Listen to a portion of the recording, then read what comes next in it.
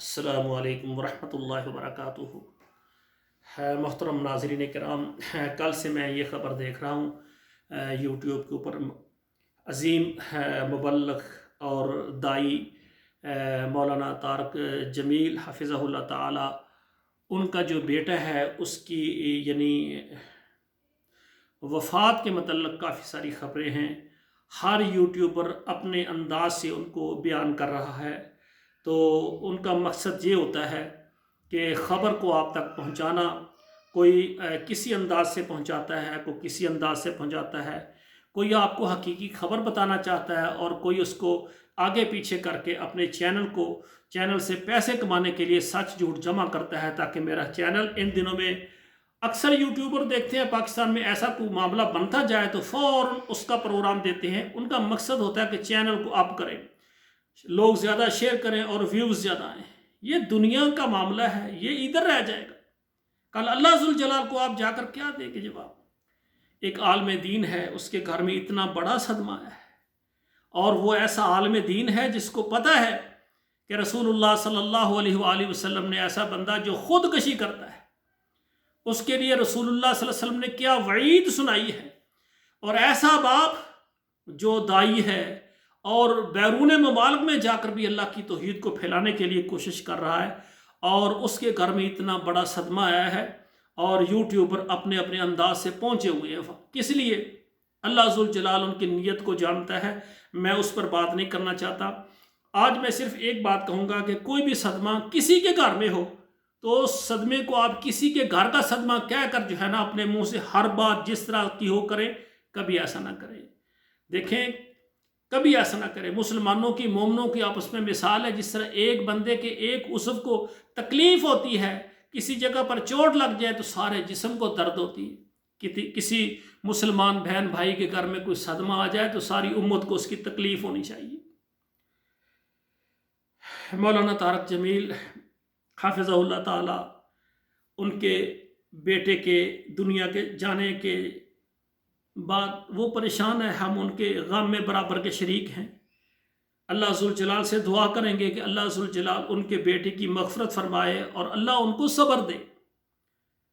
ایسا باپ جو کہ دن رات دین میں محنت کرنے والا ہو، اور پھر بیٹا اس کی، ویسے موت تو سب کو آنی ہے، اگر اچھی موت آ جائے تو پھر یہ ہوتا ہے چلو موت تو اچھی آئی ہے، لیکن یہاں پر میں دو باتیں آپ سے عرض کروں گا۔ کسی کی موت کے بعد اس کے جنت اور دوزخ کے فیصلے آپ نے، میں نے نہیں کرنے، اللہ نے کرنے۔ ایک تو جس طرح بتایا جا رہا ہے کہ اس کو کوئی ذہنی پریشانی، کوئی اس کو بیماری تھی، یہ بھی اس کے ساتھ مسئلہ ہے، اور دوسرا یہ سبب بتایا جا رہا ہے کہ اس نے پسند کی شادی کی تھی، طلاق ہو گئی، اس کے صدمے میں وہ اس طرح سے ہو گیا۔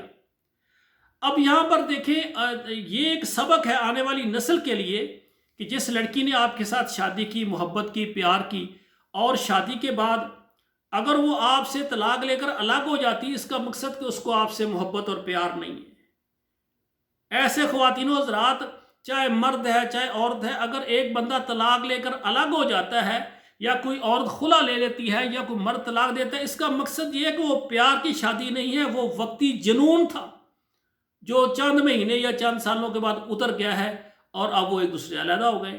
اب دونوں کو سنبھلنا چاہیے، بجائے اس کے کہ وہ یہاں تک اپنے آپ کو ختم کرنے پر جائیں، وہ سوچیں کہ یہ دھوکہ تھا اس کی طرف سے، یہ پیار نہیں تھا، یہ دھوکہ تھا، اور اللہ کا شکر ادا کریں کہ جلدی پتہ چل گیا ہے۔ اب آگے آپ، طلاق ہو گئی کوئی بات نہیں، آپ آگے کتنی ہماری خواتین ہیں، آپ ان میں سے جو اچھی ہے، دیندار ہے، آپ اسے شادی کر لیں، اور اپنی زندگی کی دوبارہ ازدواجی جو ہے آپ زندگی دوبارہ شروع کر لیں، اس میں پریشانی والی بات ہی نہیں ہے۔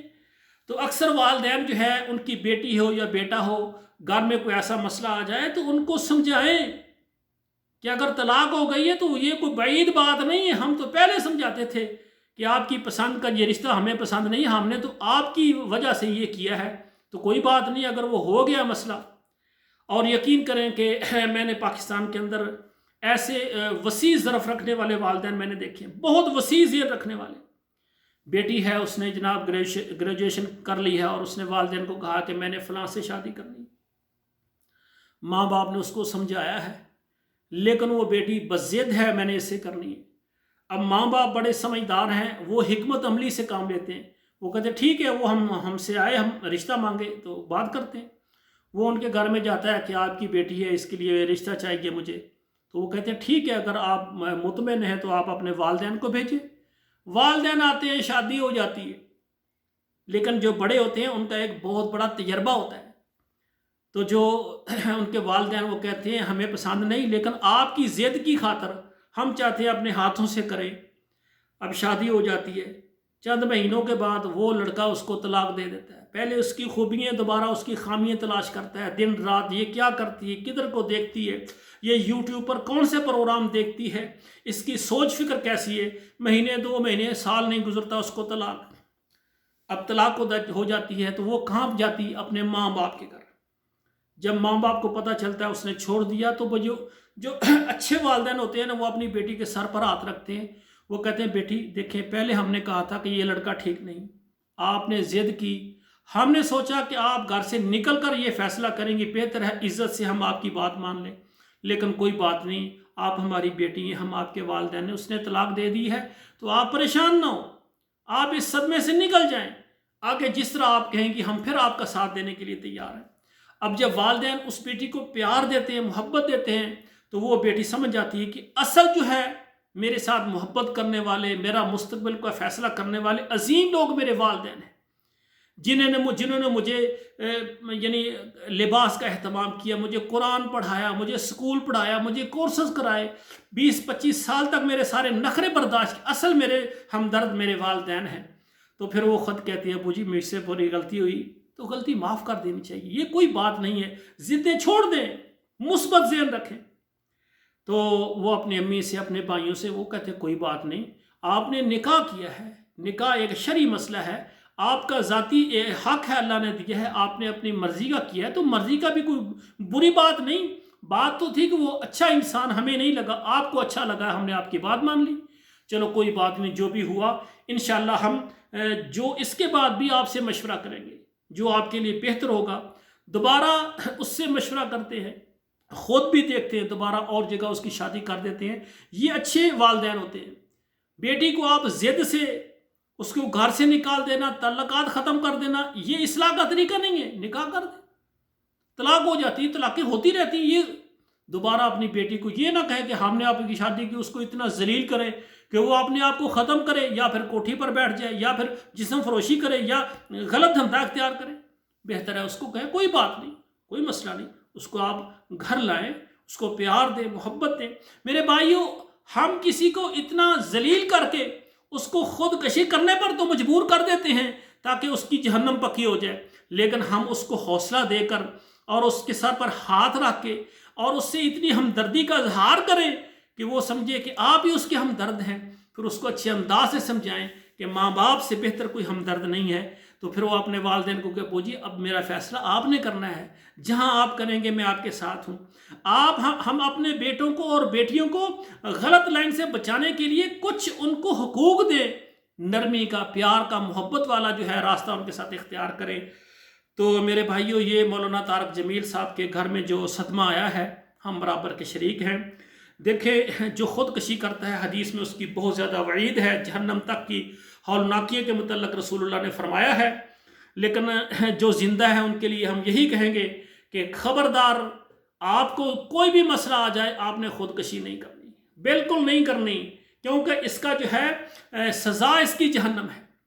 लेकिन अगर कोई ख़ुदकशी कर लेता है तो उसके बाद आपको एक हदीस है जो रसूलुल्लाह सल्लल्लाहु अलैहि वसल्लम की है कि अल्लाह ताला क्या फरमाते हैं कि मेरे बंदे, क़यामत वाले दिन तेरी मेरे साथ मुलाकात हो जाए, मैं तेरा नामा अमाल देखूंगा, अगर उसमें शिरक ना हुआ, देखें शिरक ना हुआ, शिरक के बाद खुदकशी एक कबीरा गुनाह है, शिरक नहीं है, याद रखें ये शिरक नहीं है।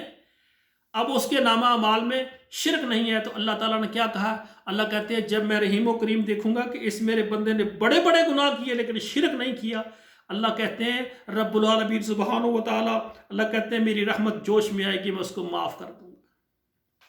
मेरे भाइयों, एक वाक़या और आपके सामने रखता हूँ, वो जिसने 99 कत्ल किए थे, کتنا بڑا ایک مسلمان کو قتل کرنا جیسے پوری دنیا کو قتل کرنا، اتنا بڑا گناہ ہے۔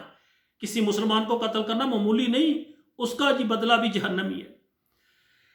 لیکن جو 99 کر لیتا ہے، 99 کے بعد ایک عالم دین کے پاس جاتا ہے، بھائی 99 قتل کیے ہیں، کوئی میرے لیے کوئی معافی کا مسئلہ ہے؟ اس نے کہا استغفر اللہ، 99 کا قاتل، اب تیرے لیے معافی؟ کوئی معافی نہیں ہے تجھے اللہ معاف نہیں کریں گے۔ اس نے اس عالم دین کو بھی قتل کر کے پورے 100 کر دیے۔ چند دن یا چند مہینے گزرنے کے بعد سوچتا ہے یار 100 بندے مجھ سے قتل ہو گئے، میں کتنا بڑا گناہ گار ہوں۔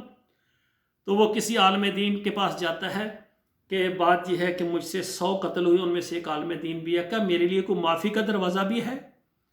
تو وہ عالم دین کہتا ہے کیوں نہیں، آپ کے لیے معافی کا دروازہ ہے، آپ سب سے پہلے توبہ کریں پکی، پھر جس محلے میں جس معاشرے میں آپ رہ رہے ہیں وہاں کی جو ہے نا صحبت اچھی نہیں ہے، اس کو آپ چھوڑ دیں، آپ کسی جہاں اچھے لوگ ہیں اس محلے میں چلا جائیں۔ وہ بندہ سچی توبہ کر کے گھر سے نکلتا ہے، چھوڑتا ہے اپنے گاؤں کو، اپنے شہر کو، جا رہا ہوتا ہے۔ راستے میں اس کا جناب وقت آ گیا، اس کا اجل، اس کی موت کا وقت آ گیا۔ اللہ کا فرشتہ آتا ہے، کون؟ اسرائیل، آ کر اس کی جان کو لے کر اللہ کے پاس اس کی جان کو قبض کرتا ہے۔ اس کی ذمہ داری صرف جان کو نکالنے کی ہے، آگے فرشتے جنت والے بھی ہیں، جہنم والے ہیں۔ اب جنت والے کہتے ہیں اس نے توبہ کی ہے، اس کی روح کو ہم لے کر جائیں گے، اور جہنم والے کہتے ہیں 100 اور ایک عالم دین 100 افراد کا قاتل ہے، یہ جہنمی، اس کی ہم لے کر جائیں گے۔ اب ان کا جھگڑا اللہ ذوالجلال نے آسمان سے فیصلہ کرنے والا بھیج دیا، فرمایا اس نے جو سفر کیا ہے یہ بھی ناپ لو، اور آگے جو رہتا ہے وہ بھی ناپ لو۔ اگر زیادہ اس نے طے کر لیا ہے تو جنت والے لے جائیں، اگر کم ہے، اگر آگے والا کم ہے تو جہنم والے لے آئے۔ اگر اس حدیث کی وضاحت میں مفسرین بیان کرتے ہیں جو اس نے سفر کیا تھا وہ کم تھا، جو آگے رہ گیا تھا نا وہ زیادہ تھا، لیکن اللہ ذوالجلال نے زمین کو سکیڑ دیا، جو آگے والی تھی وہ کم ہو گئی اور جنت والے فرشتے اس کو لے گئے۔ میرے بھائیوں، آپ جتنے بھی نیک اعمال کرتے ہیں آپ اللہ سے ڈریں، یہ نہ ہو کہ آخر میں آپ سے کوئی ایسا عمل ہو جائے کہ آپ کے جہنم کے درمیان میں پہنچ جائے۔ اور ایسے لوگ جو گناہ کرتے ہیں ہو سکتا ہے اس کے آخر میں ایسا اللہ ذہن بدلے، کوئی ایسی ادا اس کی اللہ کو پسند آ جائے اور وہ توبہ کر کے جنت کے درمیان میں پہنچ جائے۔ تو میرے بھائیوں، لوگوں کو خوشخبری دیں، جہنم سے ڈرائیں، لیکن لوگوں کے گھروں میں اگر صدمات آ جائیں تو ان صدمات میں ان کے دکھ درد میں شریک ہو، نہ کہ ان کو ایسے ماحول تک نہ پہنچا دیں کہ وہ گھر سے نکلتے ہوئے اپنا سر نیچے کریں کہ ہم لوگوں کو کیا سر دکھائیں۔ میرے بھائی، امت ہے، امت کے اندر ہی بندے ہیں جو گناہ کرتے ہیں، اور معاف کرنے والا رب العالمین عرش کے اوپر بیٹھا ہے اور وہ اعلان کرتا ہے میرے بندو مجھ سے معاف کرو، یغفر الذنوب جمیعا۔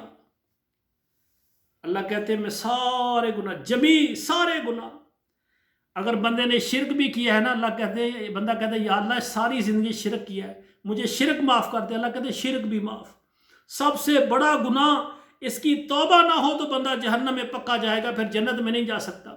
لیکن آخر موت سے پہلے وہ کہتا ہے یا اللہ شرک کیا ہے مجھے معاف کر۔ اللہ کہتے ہیں میرے بندے میں تو انتظار کر رہا تھا میرا بندہ کب معافی مانگے اور میں اس کو جنتی بنا دوں۔ تو میرے بھائیو، مولانا طارق جمیل صاحب کے غم میں ہم برابر کے شریک ہیں۔ ان للہ ما اخذ ولہ ما آتا وکل شیء عنده بمقدار فلتصبر ولتحتسب۔ اللہ تعالیٰ مولانا صاحب نو، اس کے گھر والوں نو، بچے کی والدہ نو اور ان کے بھائیوں کو، بہنوں کو، جو بھی افراد ہیں، اللہ سب کو صبر دے۔ اور تمام امت مسلمہ سے میری گزارش ہے اگر کوئی بھی ایسا مسئلہ ہو جاتا ہے تو اللہ سے استغفار کی دعا کریں، کسی کا مذاق نہ اڑائیں، کسی کو برا بھلا نہ کریں، بلکہ دکھی ہو کر دعا کریں کہ اللہ ذوالجلال ہر بہن ہر بیٹی کو کتنی بھی تکلیف ہو تو وہ کبھی ایسا گناہ نہ کرے، ایسی غلطی نہ کرے، بلکہ اللہ سے کہے کہ یا اللہ مرنے کے بعد جو میں جہنمی بنوں گا مجھے زندگی میں سکون دے دے، میری مشکلات کو حل کر دے، جو میں چاہتا ہوں مجھے عنایت کر دے۔ اللہ ذوالجلال چھوٹی پریشانی ہو یا بڑی، چھوٹا دکھ ہو یا بڑا، سارے دکھ تکلیفیں اللہ دور کرنے والا ہے۔ اللہ ذوالجلال سے دعا ہے کہ جو بھی مسلمان جو ہے اس وقت ہمارے فوت ہو گئے جنہوں نے کلمہ پڑھا ہے، اللہ اپنی رحمت سے، توحید کی برکت سے سب کو معاف فرما دے۔ والسلام علیکم ورحمۃ اللہ وبرکاتہ۔